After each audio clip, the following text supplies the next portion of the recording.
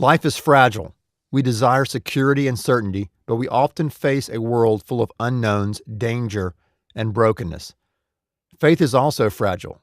We yearn for absolutes and rock-solid assurances, but we often feel insecure and uncertain about what God is up to and why He seems to be taking so long.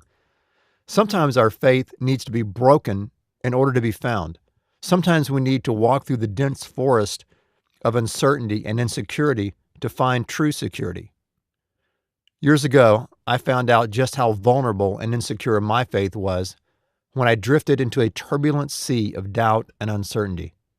I felt alone and filled with fear. I grew up in a conservative, loving Christian home. I read the Bible daily, went to church on Sundays, evangelized my friends, and even put money in offering plates when they came down my row.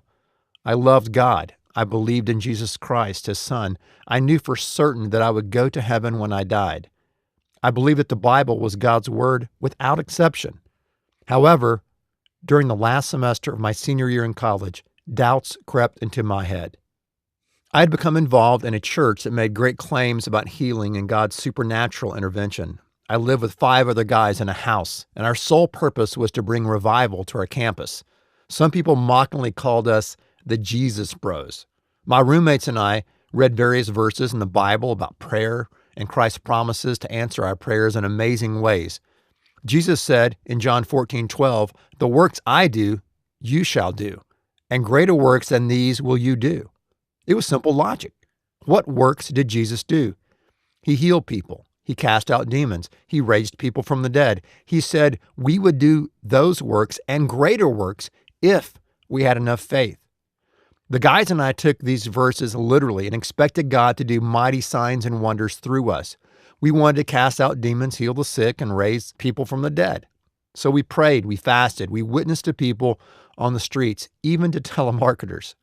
One of my roommates, Bill Hill, which is his real name, came home from class one day with a story about a car wreck he came upon.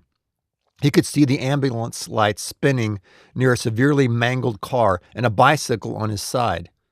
Bodies lay on the ground. As he approached this tragedy, Bill thought, this is our big chance to raise someone from the dead. He was eager to pray for this miracle. But the closer he got to the accident scene, the more he noticed something. It wasn't real. It was only a simulation of an accident in order to teach students what to do in case of a real emergency. Bill was bummed. What a missed opportunity to perform a miracle for God and bring revival to our campus. That was the page we were on. But we still tried. We prayed more. We fasted more. We helped the homeless, but nothing supernatural happened. No miracles, no healings. No one was raised from the dead. After a while, we wondered, why doesn't God answer our prayers? We fasted and prayed, but nothing happened. Why doesn't God answer our prayers turned into, why doesn't God answer my prayers? Which morphed into, why doesn't God answer any prayer? Does God answer prayer at all? Does prayer do anything? Or am I just talking to myself? Perhaps my prayers just came out of my mouth and bounced off the ceiling and hit me on the top of my head. As I began to question God and whether He still performed miracles, my friends kept moving forward in their relationship with God.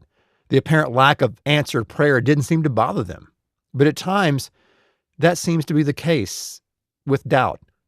It's often unique to the individual. In other words, some people begin to doubt God when their prayers are not answered, while other people don't think a thing about it. They don't give God's silence a second thought. During this time, one of my close friends was diagnosed with malignant brain tumors. He was young and athletic, and so much life ahead of him.